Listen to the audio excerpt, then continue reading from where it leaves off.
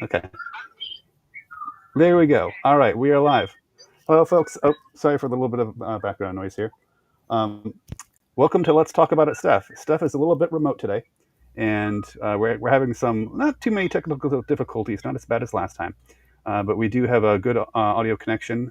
Myself and also Stephen Shook, who is running for office. So we thank Stephen for giving the time again to come back to this podcast to introduce himself. So first, this is the Let's Talk About It Steph weekly podcast. Every Wednesday at 7 p.m. we have this podcast where we invite local candidates onto the show so they can introduce themselves in their campaigns. Today we have Stephen Shook. Stephen, you're running for Congressional District 26, from what I understand. Can you tell us a little bit about yourself and your campaign and give your introduction? Yes, I'm glad to be here. Thanks for having me on again.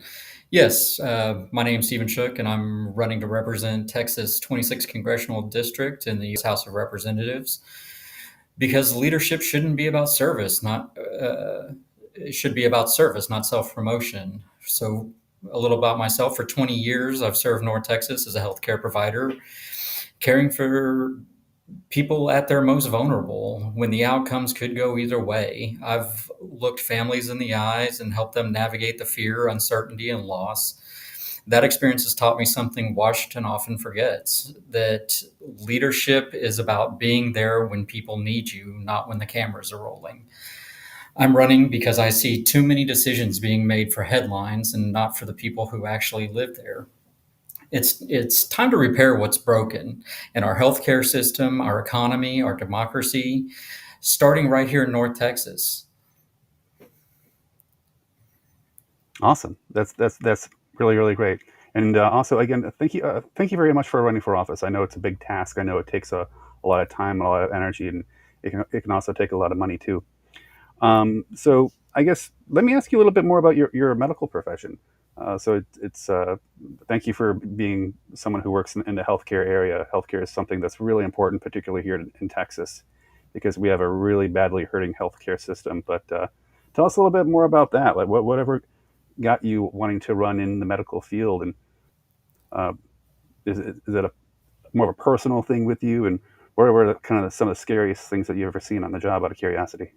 So I've been in the medical field for almost 20 years now, and I started off working in trauma critical care. Now I've moved into medical critical care. So I've seen a lot of what you might consider scary things.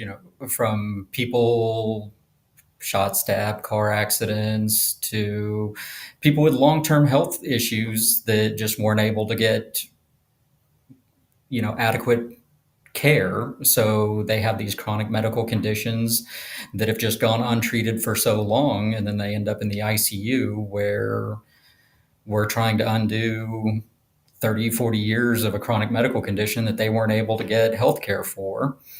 So it does become scary because these are all things that could have been prevented had those people had healthcare options available to them throughout their whole life. I've seen firsthand what happens when bureaucracy gets between patients and care. In one of the wealthiest nations on earth, families shouldn't be losing access to their doctors because of red tape and rising costs.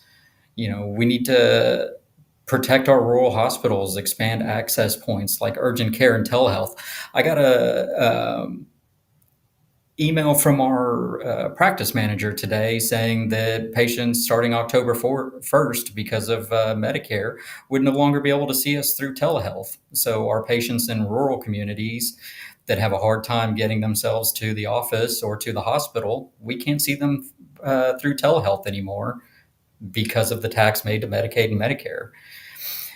We need to make insurance work for patients, not corporations. And that's why I support bipartisan reform that lowers prescription drug prices, simplifies billing, and strengthens the safety net for our communities that have been left behind. Healthcare should never be about partisan talking points. It's about people's lives.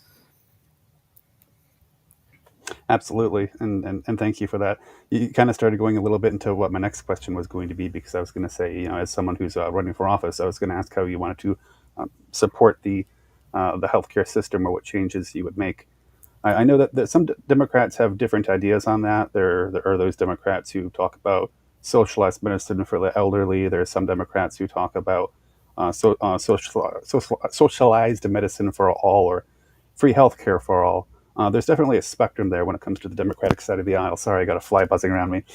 Um, but what other policies, or I guess what is the order? I'm sorry, the order of policies that you would advocate for when it comes to supporting our healthcare system, and also, do you believe in having a healthcare system in America that supports pre-existing conditions like the Affordable Care Act does? Oh yeah, I support the idea of having a public health system that takes care of pre-existing conditions. The idea of us moving to socialized medicine, where insurance for all, government subsidized, that's going to take some time to get to, because insurance corporations in this country have so much power and so much authority to be able to rein that back in to where people can actually get affordable health care. I think we talked about this a little bit on our last interview, that um, the pre-existing conditions and getting people into healthcare programs that are accessible to them is not going to be an easy feat. I mean, the insurance companies, the hospital administration, everything's geared towards healthcare as a business. And with lobbying groups pushing to keep that going, that's going to be a hard fight to bring back. It's that one's going to be tough, but I think if we can actually get started on putting some laws into place that get us moving towards that direction, we'll be able to have a sustainable healthcare system that doesn't leave anybody behind. Absolutely, absolutely. And also, I wanted to welcome to the stage as well Chris Waddell. Chris, thanks for joining us. This is our Vice President of the Frisco Democratic Club.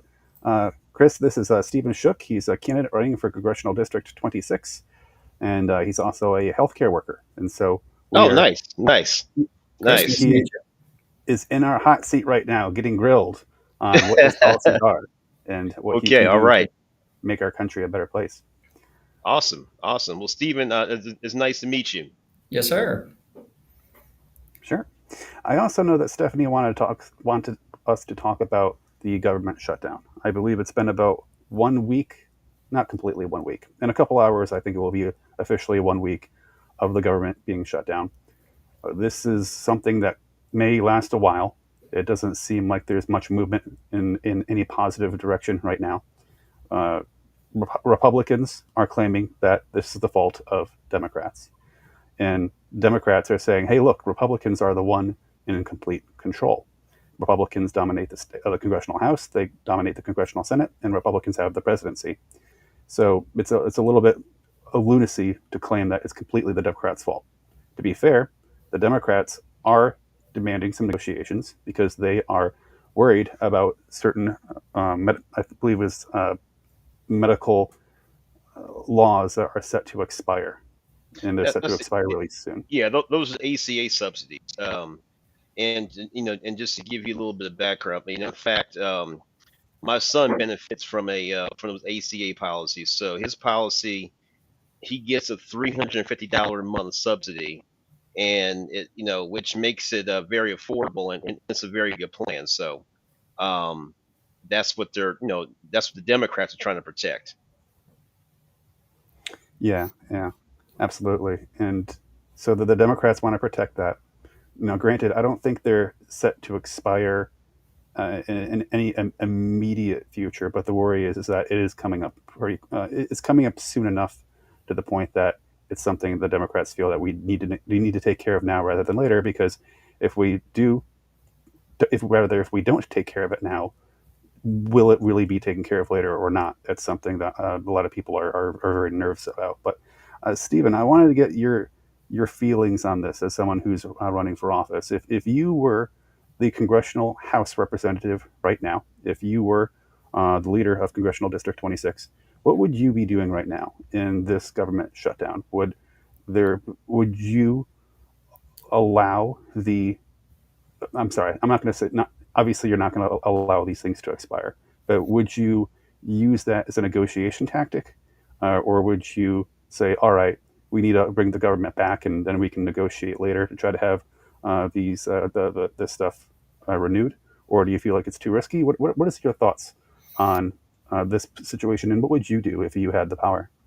So I stand with the current House and Senate Democrats that are holding out for getting these plans held in place, because government shutdowns are a failure of leadership. They don't reduce spending. They just waste resources and hurt everyday Americans.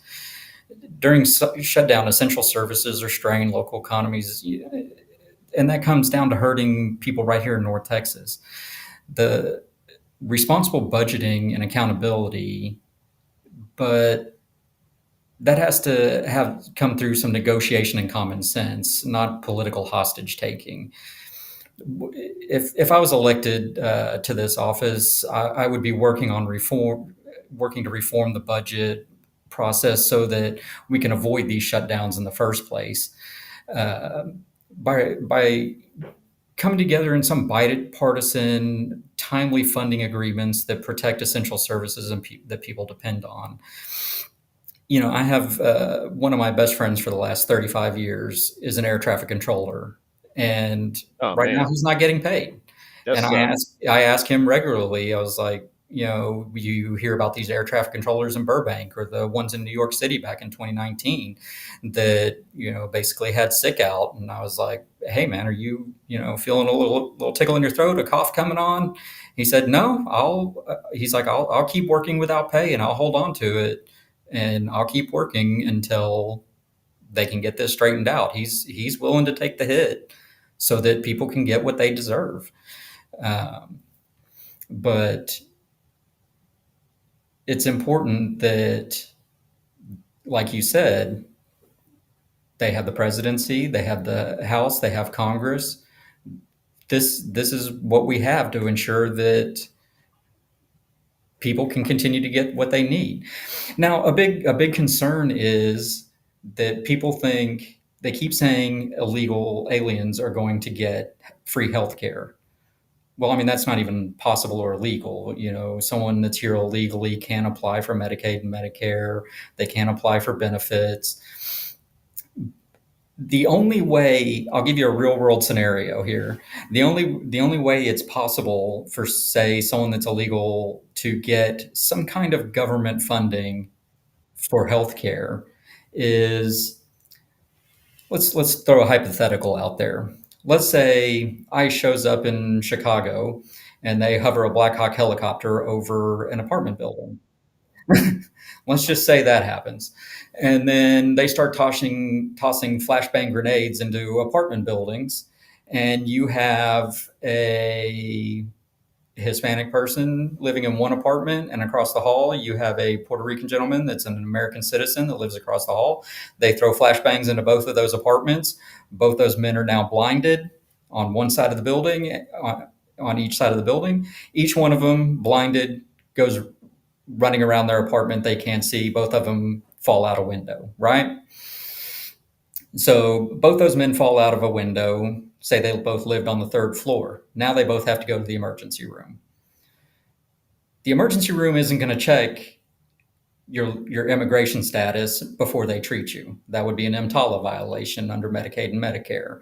And as a medical provider, I would lose my license if I didn't treat them. So both those men are now in the emergency room being treated. Now, both of them come up with, okay, I don't have insurance. And there's government subsidies that pay for uninsured patients. So now, yes, one illegal immigrant got some kind of government subsidy to pay for their health care, while the other one was an American citizen that got the same government subsidy to pay for their health care. But were you supposed to leave them dying in the street while you figured out their immigration status? Or were you supposed to treat those patients? Yeah, yeah, that's a very real world situation. Thanks for bringing that up because it's going to go probably a little bit into the next conversation we have about the ICE raids because we definitely want to talk about that at some point. But thank you for bringing that up because the situation of someone getting hurt by ICE, that's not some sort of unheard thing, by the way, folks. For those at home, I mean, this is happening already right now.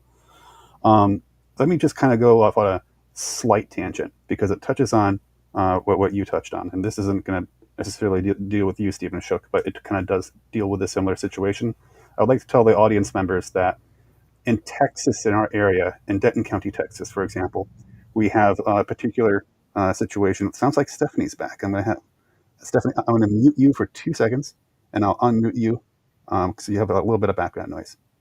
But in Denton County, the county has decided to have a contract between itself, Denton County, and ICE. It's a contract called 287G.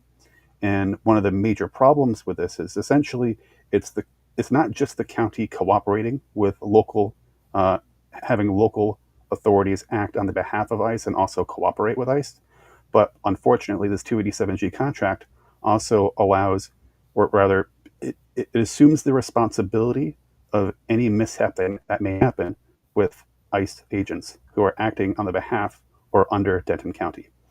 So, for example, in this situation that Stephen Shook mentioned, two individuals get injured by ICE. Those individuals go to the hospital, and if you're an American citizen, actually, even if you're not an American citizen, I believe, but let's say for the sake of conversation that these are an American citizen got injured by ICE, well, they'll sue. And with the situation, they will try to sue ICE, but with the contract, the 287G contract, what they wind up suing is actually the county because the county is assuming responsibility for ICE. And this is the type of thing that is going to dramatically increase our property taxes because when someone says, oh, I'm going to sue ICE, but they wind up suing Denton County because Denton County is assuming the not the ownership, I'm blanking on the word, the responsibility, if you will, of these ICE agents. What they're suing is the taxpayer. And so they're suing all of us. And it drives me absolutely bonkers. It drives me nuts because Donald Trump signed that so-called One Big Beautiful Bill Act, the OBA. And this gives a tremendous amount of funding to ICE.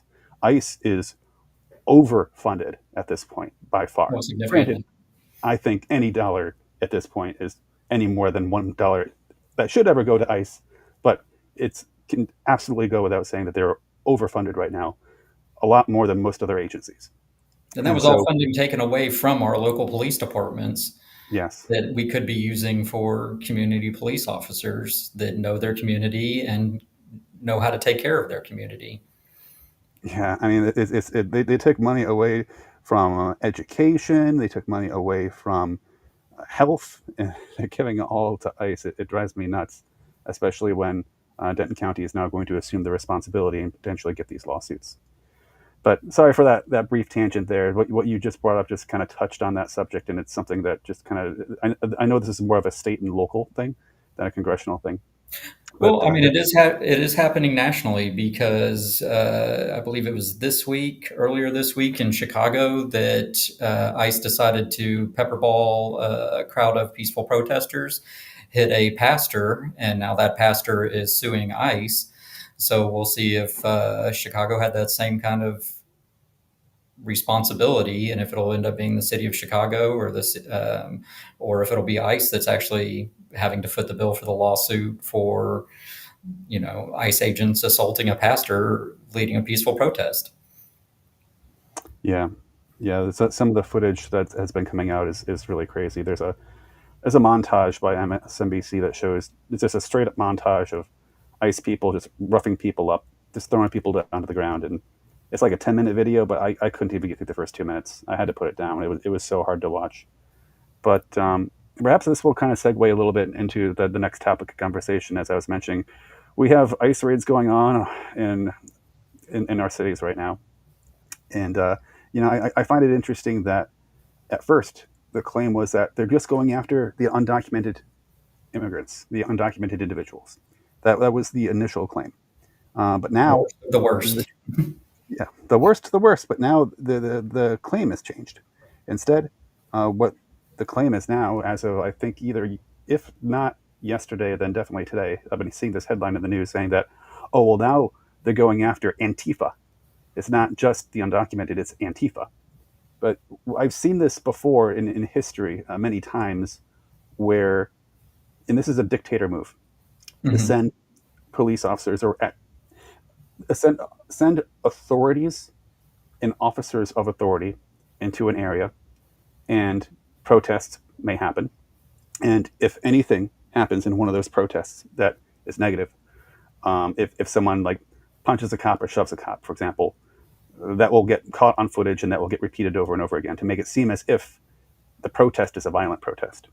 And then it will be labeled as the reason to send even more authorities into the situation, which may just agitate the situation even more. And then you can understand the cycle here. It just gets worse and worse and worse.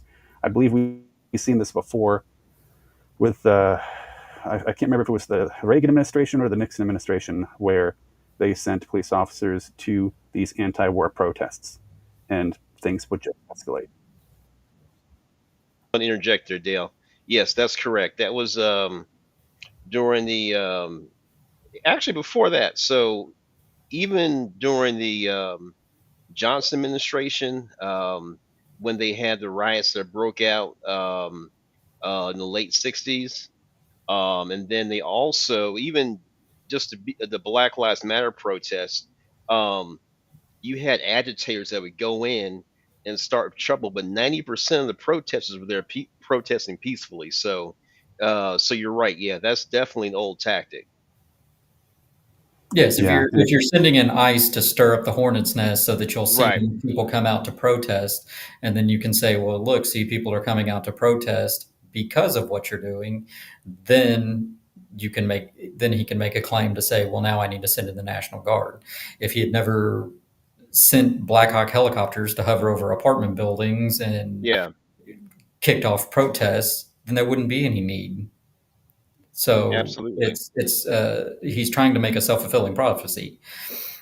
So I mean, and even if you go far enough back in history, the idea of the Italian anti-fascist movement that was Antifa at the time was what Hitler cleared up and what got him to be Time Magazine's Man of the Year. So we're kind of seeing some history repeat itself. If you're going to say I'm going after Antifa, then you cleared that up and now you're doing great. But where does that lead you? Absolutely. yeah, it's definitely something that's scary to watch, because when history repeats itself, we know how bad history can get, right? So Yes. Yes. I really fear for what the next step is. Also, not to sound any doom and gloom or anything, I'll try to be glass half full in a second, but the glass half empty part of me says, well, it's not even year one yet. We haven't even had a whole year of this administration. But I will say this, though. It sounds weird to me when someone says, oh, look at these violent Antifa individuals. Well, ask myself, what does Antifa stand for? Antifa stands for anti-fascist, right? So if Exactly. you're against Antifa, then you're against anti-fascism. But if you're against anti-fascism, does that make you a fascist? Yeah, when we start using the double negative rule, if I'm anti-fascist, does that make me fascist?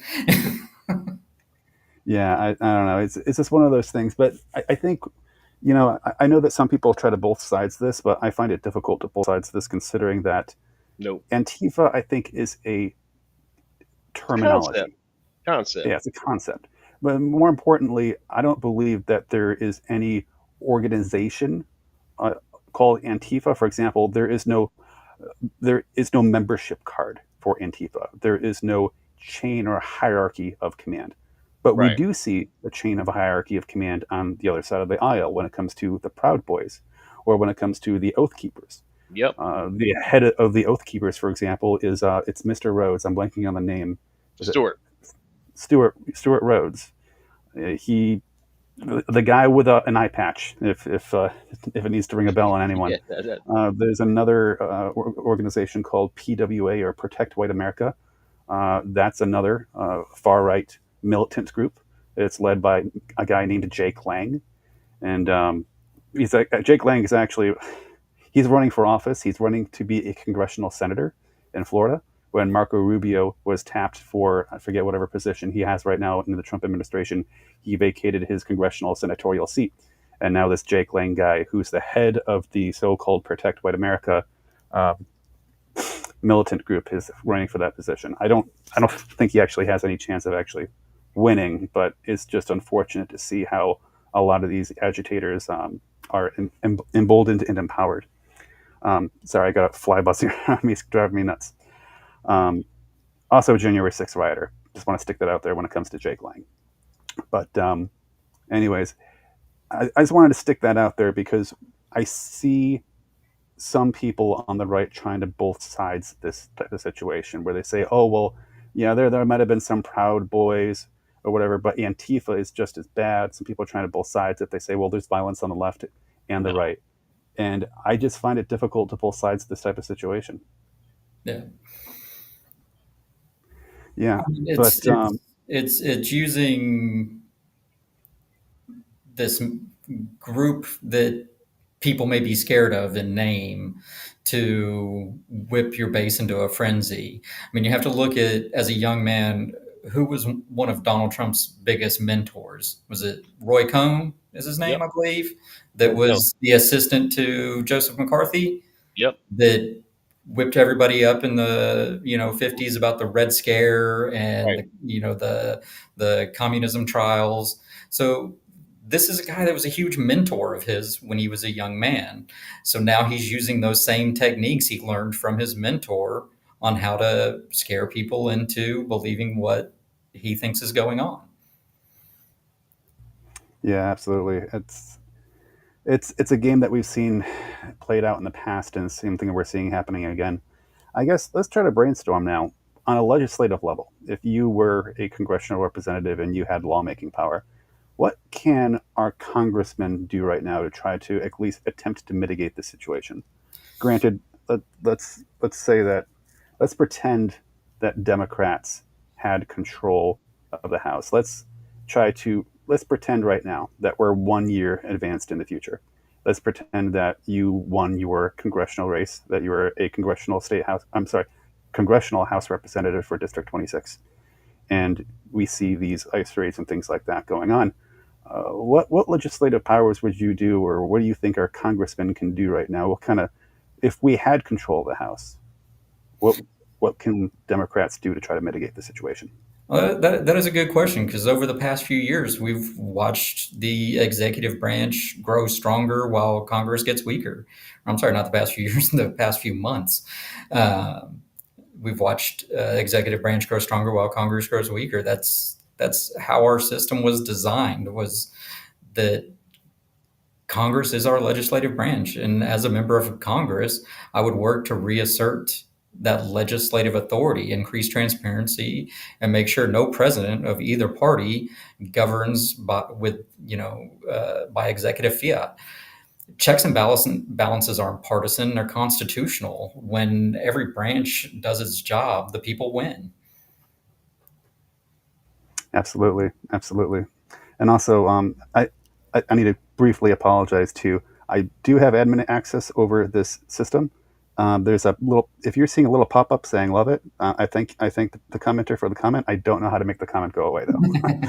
So I'm new to this interface. But anyways, someone was posting that they like what you said, and I believe that was when we were talking about healthcare stuff. But shifting gears a little bit, I know that you're going to be in a primary. I don't know if you had the chance to catch up on your primary opponent. I believe his name is Ernest Lineberger, and he's also a Democrat running for Congressional District 26. Um, I guess I would ask you to. I'm not going to ask you to attack anyone or say here's like why I'm better than this other candidate. That's not the question or any area I want to go to. And usually, I've been in a primary before, and usually what I do is I say, well, here's why you should vote for me, and here, or rather, are the unique things about me and my campaign that would make me the what I believe to be the better choice within the primary. If you were asked that question upon why should Democrats choose you? What is special about you and your campaign in order to have to advance past the primary and be the Democratic nominee for the general election? So yeah, I've actually gotten a chance to talk to Mr. Lineberger on the phone the other day. Very very nice gentleman. Enjoyed our conversation.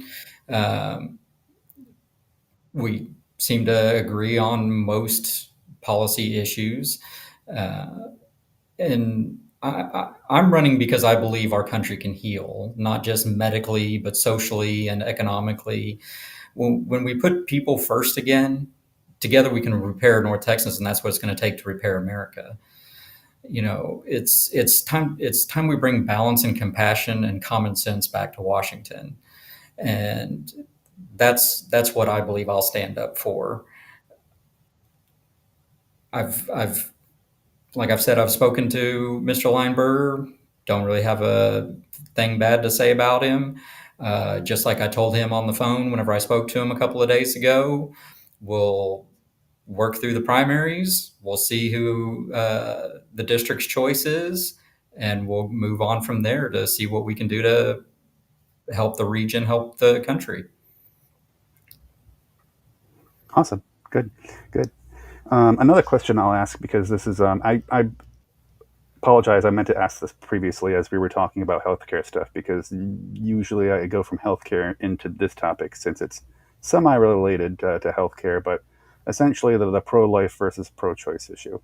Uh, as you know, Roe v. Wade has been shot down, and Texas especially has been hurt really bad by this because Republicans have set up trigger laws in Texas that automatically took effect as soon as Roe v. Wade went away.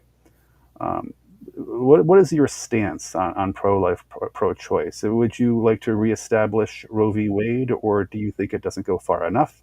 Or what is your general policy when it comes to this type of topic? No, I'm absolutely for pro-choice. I believe that's a woman's body to make her decisions with on what's in the best interest of her health and her life. Look, if we want to get personal on it, about 10 years ago, I went and had a vasectomy. That I was told by a bunch of friends before I went and had it done that you had to go with your wife and your wife had to sign off on it because, that's a family decision. Nope. I walked into my urologist's office, said, I want to get this done, and we did it. There's nobody making mandates on what a man does with his body to trigger reproductive rights. So who am I to tell a woman what she needs to do with her body? Is Are we going to increase funding for uh, food programs for families that can't afford to pay for the children they have? No, they're not doing that. They're pro-birth, not pro-life. They want these children born. They don't want them taking care of them. So how are we going to say a woman has to take care of a kid, but we give her no support on how to take care of a kid? So no, I absolutely believe women should have the choice on what they do with their bodies and what ultimately they do with their lives.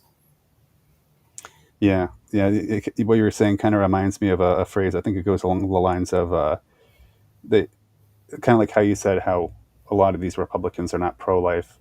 It's not necessarily anti-life per se, depending upon the situation, unless you do have women who are dying of sepsis, which unfortunately is sometimes we're seeing that happen in Texas a little bit because there's a lot of doctors and OBGYNs who don't feel comfortable performing an abortion surgery even when the woman's life is in danger because sometimes at a certain point in the timeline the laws were very murky, and there was a lot of uncertainty upon what the Texas state laws will be when it comes to this type of situation when when the woman's life is truly in danger, or how in danger it may be.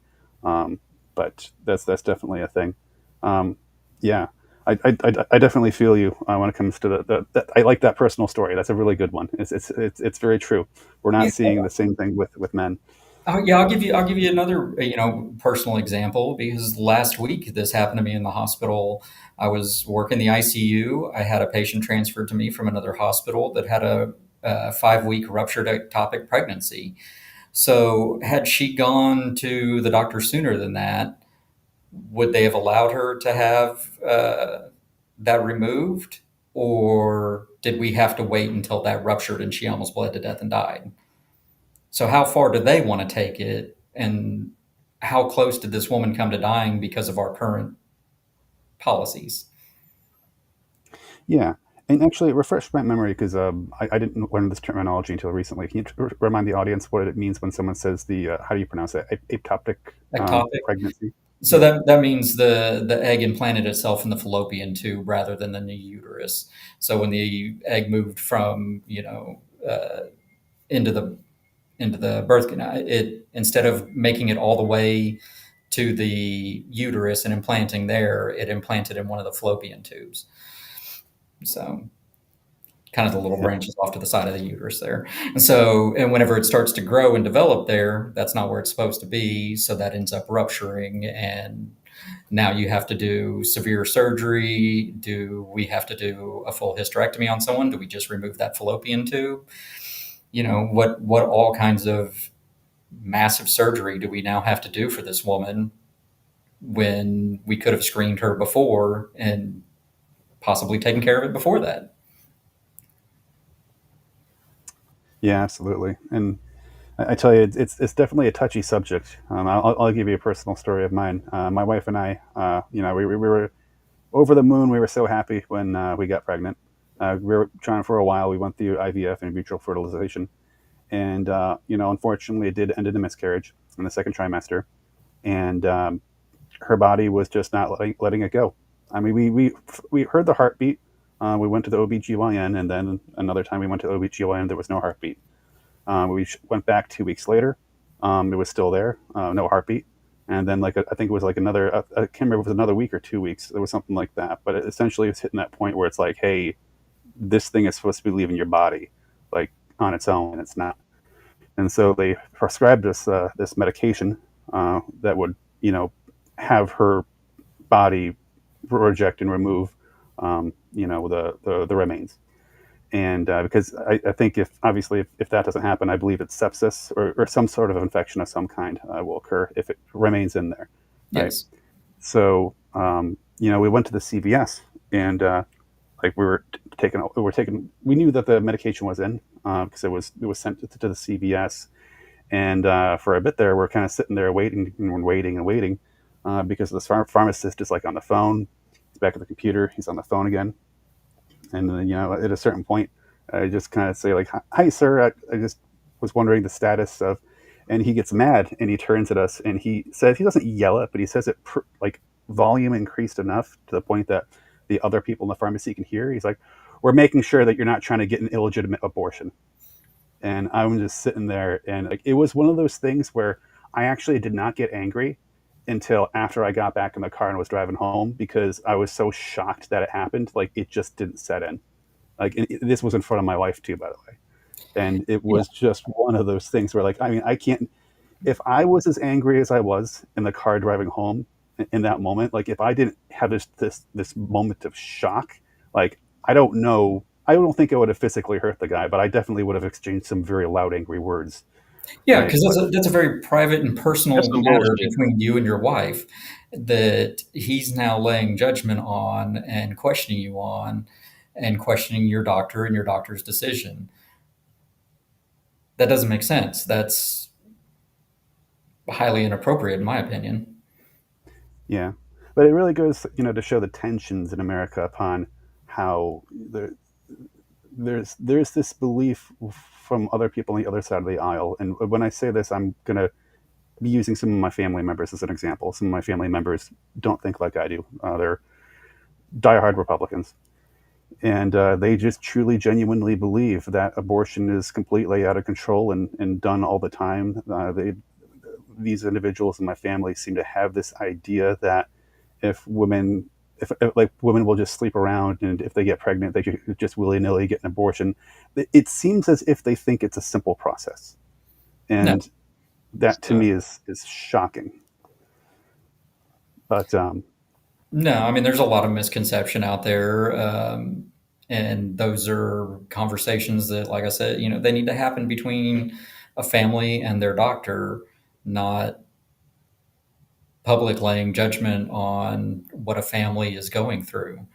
Because, yes, there are lots of situations like yours that these things happen and they need to be taken care of. And now we've taken away the means by which to help an individual.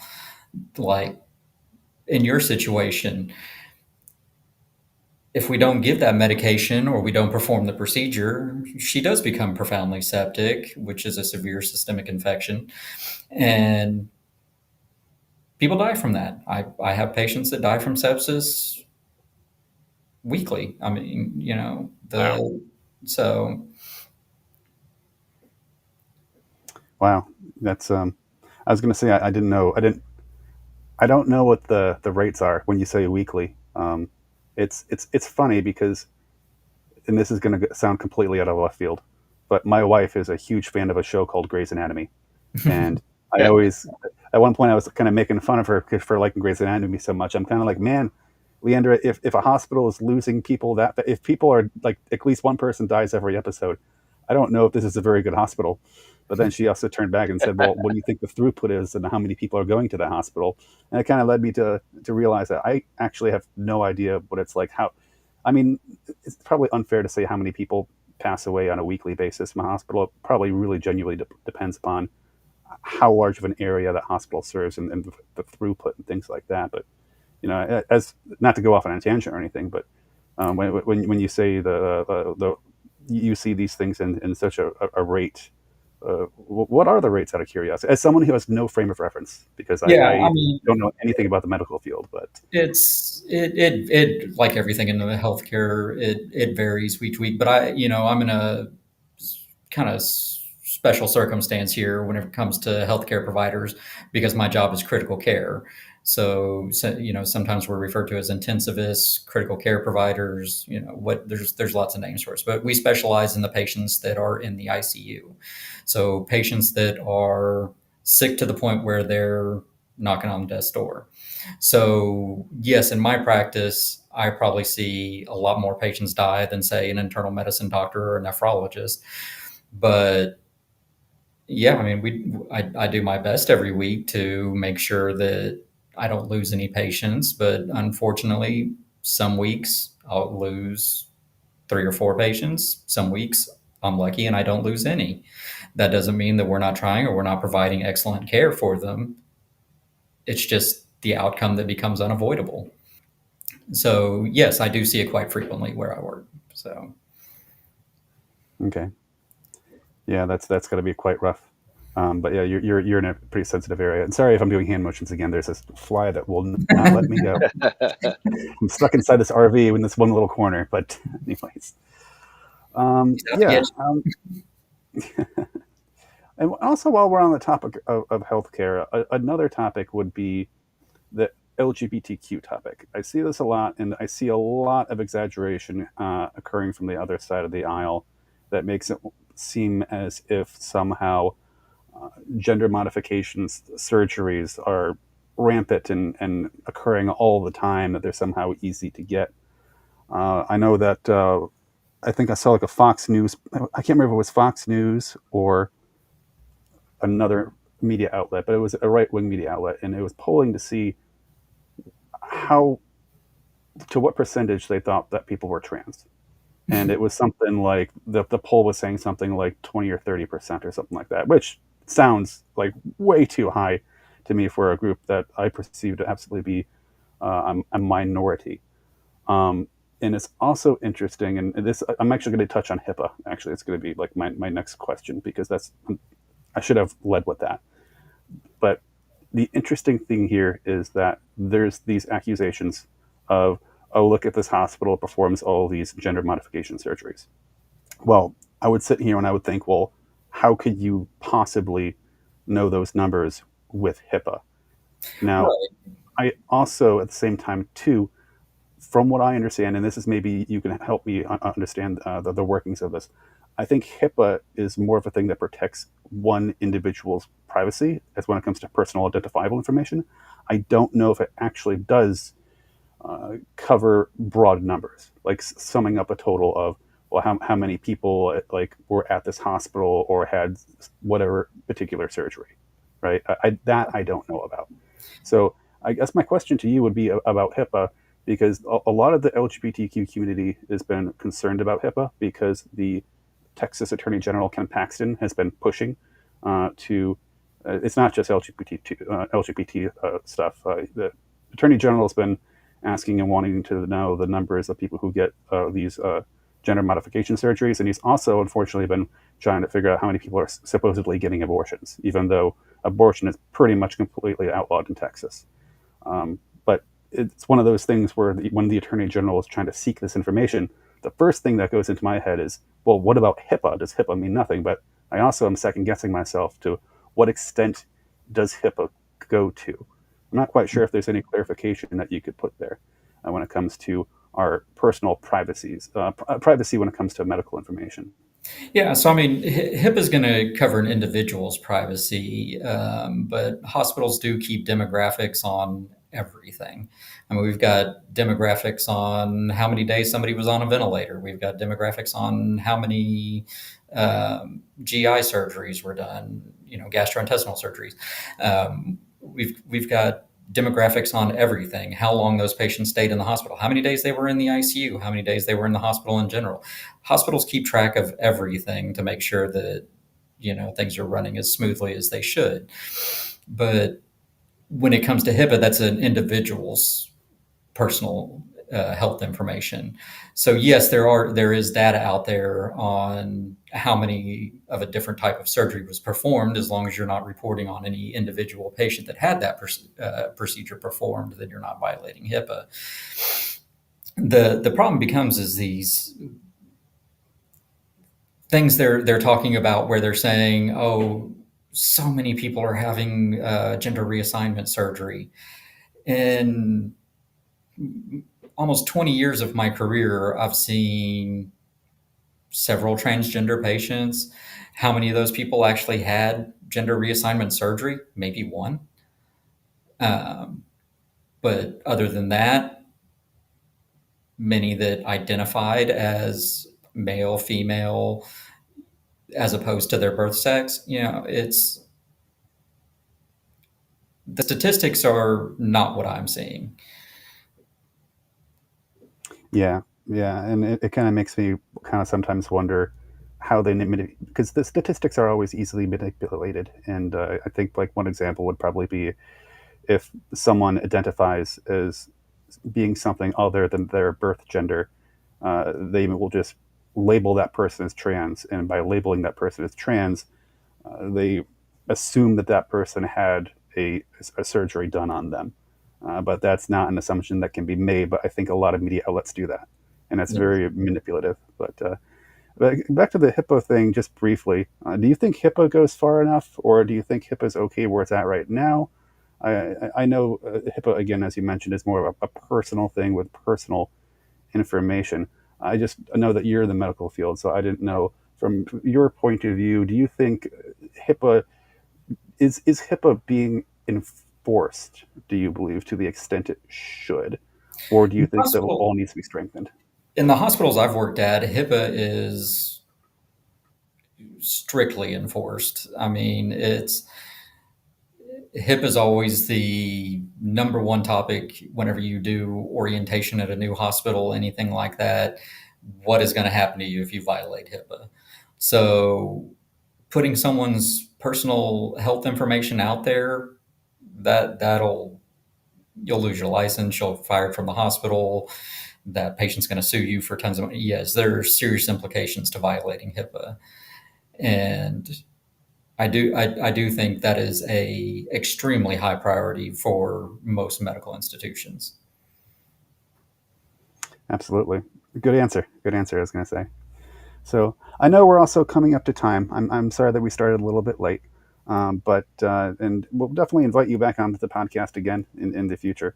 Hopefully, Stephanie can make it on. Sometimes she has some technical difficulties. Today, she happened to be out at another event. So to everyone in the audience, this is Let's Talk About It, Steph.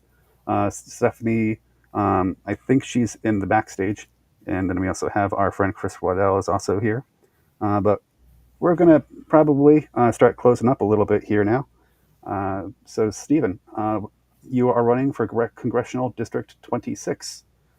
Give us your outro speech. Remind everyone who you are, what you're running for, and why people should vote for you. Well, I mean, in closing, I just like to say that leadership should be about service, not self promotion. And I'm running because I believe our country can heal. When we put people first, that's what matters. Together, I believe that we can repair our country, we can repair North Texas, we can bring strength back to our economy, our healthcare, and our social values. So it's important that everyone gets out, votes. If people want to look me up, they can look up my webpage on shookforcongress2026.com or follow me on Facebook and Instagram to find some more information on me. And I'd be happy to reach out and talk to anyone and speak to anyone about what my thoughts and beliefs are and why I should be your next congressman for District 26. Right. Hey, Stephen, could you share with the audience what is your strategy to win District 26? My strategy to What, win. yeah, what's your vision?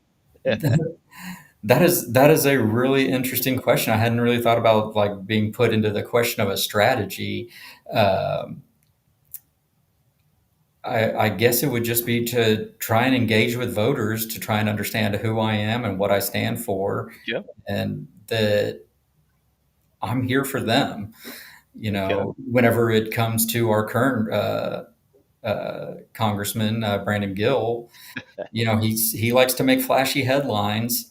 I'm not a flashy guy. I don't want to be on camera. I don't want to be making headlines. I want to be doing the work that needs to be done for the people of our community and our country. So if that takes, for strategy speaking, just getting out and letting people know who I am and what I stand for, then that's I guess the basis of my strategy there to win. But Okay. it's a difficult uphill battle in Texas whenever you're in a deep red state and you're trying to run as a Democrat. But it's voter engagement. I've got to get out there and let people know who I am and what I stand Absolutely, absolutely. I almost forgot to bring up Brandon Gill. I know that our county chair Delia Parker Mims, on almost every opportunity she gets, when the name Brandon Gill comes up, she mentions, "Oh, you mean the carpetbagger?" Because for. I think he's a relative of Dinesh D'Souza, I believe. But Yes. Oh man, anyways, Yep. It's his son-in-law. Yep. two yeah, punks. yeah, yeah. It's interesting how the country's a big place and Texas is a big place, but the world of politics is very small. But yeah, anyways. All right. And with us coming up to near time, Chris, did you want to say anything, any words, anything you wanted to plug? No, no. I mean, Stephen, it was a great meeting you and sharing your platform. So, I'm glad to have the opportunity. Yes, absolutely. And I would love to come out and speak with your group some too and get connected with you guys and uh, kind of get a little more outreach with the community out there. No, sounds good. Absolutely. And then Stephanie. Oh no, she's actually there. Nope, she's not. Never mind. I We take it lost back. her. I was going to see if I didn't know if she was trying to give an outro speech, but I guess I will. So, ladies and gentlemen, this has been our interview with Stephen Shook. He is running for Congressional District 26. so he will be on your ballot. And I'm sorry, something I completely forgot.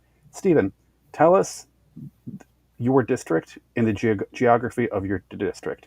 Who is going to say, "Oh, I have Stephen on my ballot"? Who has to live where in order for them to see you on their ballot? So that's Congressional District 26. So that's going to be along the southern border of Denton County, very sliver of northern Tarrant County, but kind of off to the east of Denton, not quite Denton. The city of Denton is outside of my district, but Denton County has a large portion of it, like Flower Mound, Louisville, then out into Cook and Wise County, Gainesville, Sanger, those kind of areas. Okay. So it kind of makes a kind of big L shape around the city of Denton and then moves up north. Yeah, it's always interesting how they draw those lines, right? Yes, Yeah. it's an interesting shape. Yeah, I do think they didn't touch the shape too much. I believe with this latest redistricting attempt. No, it doesn't look like District 26 changed too much, but I think they're just hoping that Brandon Gill will do as well again that he did in his first race. But from what he's shown as being a congressman so far in his first year, I don't think he's done anything to effectively help the community. I mean, I could go deep into what policies and things he's touched on in his time, but I think we're running a little short on time, so maybe we'll get into that next Yeah. time. Well, one of them, which I found was, let's say, interesting to say the least. He wanted to put Trump on a on currency. I don't know whether it was Yes. a dollar bill, the $100 bill, but Uh, yeah, the, that was literally a priority of his, and he was the serious Golden about Age that. Act, yes. He wanted to Yeah, remove Benjamin Franklin's portrait and replace it with Donald Trump's. Yeah, I mean that's not a serious fiscal reform. It's a spectacle, yeah, rather than tackling inflation or prescription drug costs or growing or the growing federal deficit. That bill is just political messaging that does nothing for anyone. no, Yeah, absolutely. So yeah, he's a legislative troll, and we definitely need better leadership. So hopefully you can give him hell. And so to everyone in the audience, if you live in the areas that were mentioned, Stephen Shook here, he will be on your ballot. He'll also be on the ballot in the primary. So here is the face to the name. Stephen, thank you so much for coming out to this podcast. Let's talk about it, Steph. Let's talk about it, Steph. Everyone is a podcast here, local to Denton County, but also the areas surrounding Denton County as we talk about local Texas politics. Stephanie and I are former state senatorial candidates and current candidates running for Denton County Commissioner, but we have this podcast to help out other candidates who are also running as well, so they can give a messaging about who they are in their campaign and their platform. So, Stephen, thank you for coming out to Let's Talk About It, Steph. We hope to have you again someday. We always have this podcast every week at 7 p.m. Thank you for showing up, and thank you to everyone who are tuning in and listening to meet our candidates who are running for office. You guys have a great night. I'll see you all next week. Good night, and God bless. Thank you. Thanks for having us on. hey, great to meet you, Stephen. Yes, you too, sir. Yeah. Okay. I'm going to end the broadcast now, but you don't have to leave, but